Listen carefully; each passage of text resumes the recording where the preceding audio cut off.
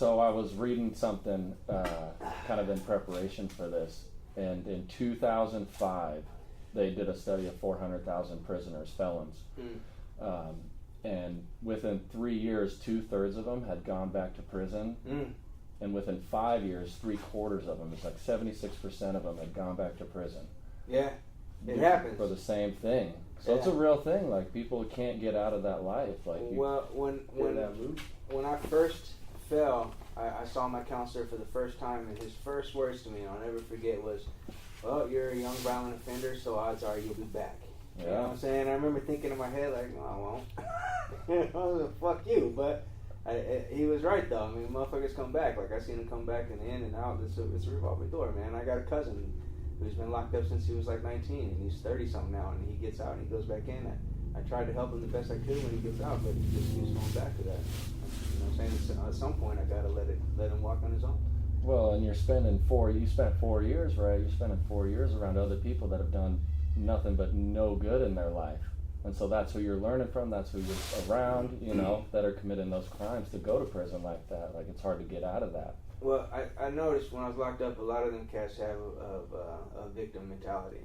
You know what I'm saying? They think that they're the victim. It's a society against them. And a lot of people, there's some truth to that. You know what I'm saying? There is some truth to that, but you can't have that mentality. You know, you gotta be a fighter, man. That's what I am. I'm a fighter, and when I got out, I fought to stay out, and that I fight to pay my bills. I fight to raise my kids. You know, I fight to be a good person, because it's not always easy being a good person, but you know, I try. Yeah, that's the hard thing. Well, when I was getting to know you, like, I would have never guessed that you've been to prison or that you used to be up in what you were into. You're a completely different person. Right. Hey, how you doing? Yeah, everybody's gonna know. Yeah, but you don't act. You don't act like something you would see on the movies or on TV. You know, the people that you see on cops going to jail, and you're like, oh, well, they're going to be doing that their whole life. Well, you didn't know me back then. I mean, you didn't see the hairnet Mundo with the khakis and the Converse. Yeah, that's right. Ben Davis Mundo. Yeah. Did you have the flannel with the button exactly. up? The one button on top? In the middle of summertime with the beanie pulled down to the eyebrows. You know, that's how we did it. But what's up, home? You must have stuck out pretty bad in Shelton. Well, you see, Shelton walking down the one main street. Shelton was time. that was my hideaway. Like I went to Shelton to stay out of trouble, and nobody knew me there because I didn't really make a whole lot of friends in high school. I didn't really like them cats, to be honest with you. And so I'd go to Olympia to cause mischief, and then I'd have all the fun I wanted in Olympia, and then come back to Shelton, hide out. All the enemies I made didn't know where I lived, or the girlfriends that I had not called back didn't know where I was at. You know what I'm saying? That's how I liked it. So initially you started working for your brother. Have you had any issues finding work because of your rap sheet? Well, if I was actively out hunting looking for a job, I would say probably, but I've only worked for my brother since I've been out, and then I got a job doing yacht interiors, and I did with him what I do with any apartment manager in any place I'm moving into or renting. Is I went up to him and told him straight up, like, look, man, I went to the penitentiary, I messed up, and you know, I got 2 kids, and I'm cleaning my life up, and if you just give me a chance, you won't be disappointed. And he did, and he hasn't been disappointed. I've been there for 12 years, and you know, I'll bust my ass for him every day. So that's the problem that I had, is because I'm a felon too.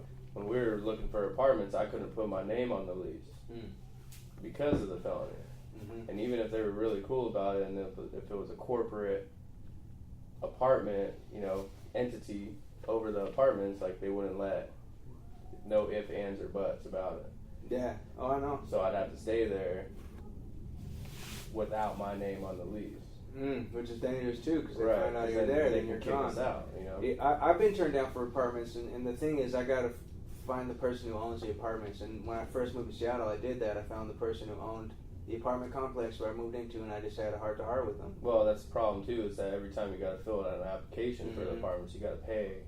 Was it like $25, $45 for the application fee? Too. Yeah, it's not easy, man. It's not easy. Definitely hard. Yeah.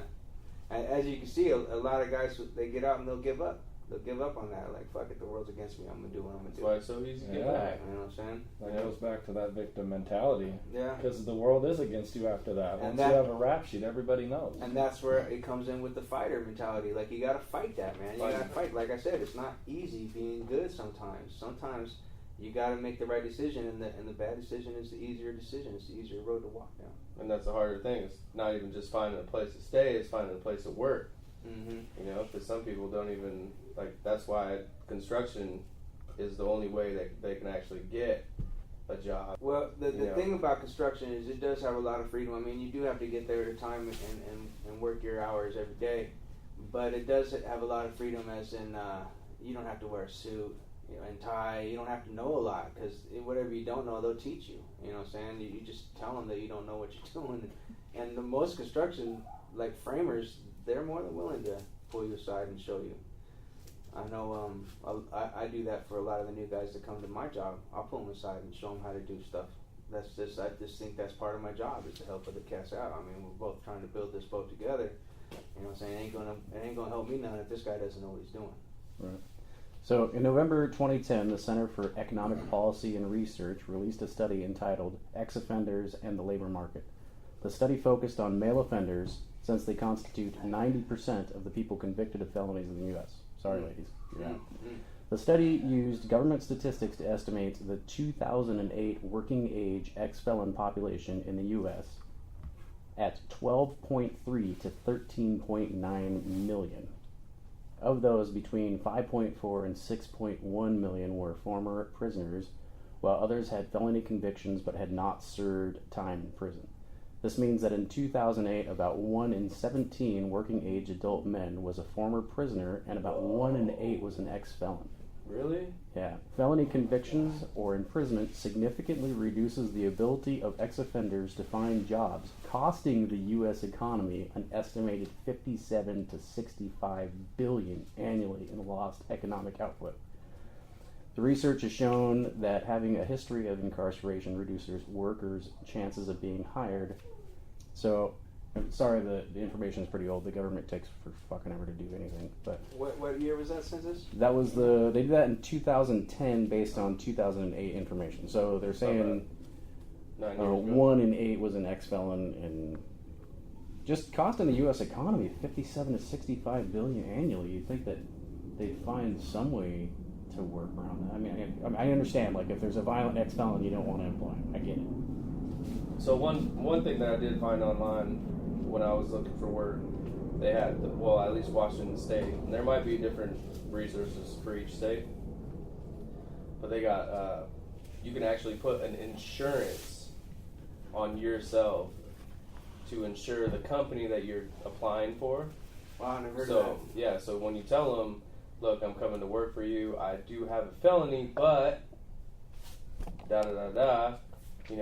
check this out, I got $10,000 insurance policy on me, so if I commit a crime working for you, you can file for this insurance to cover that How cost. much does that cost? That's wild. It's free.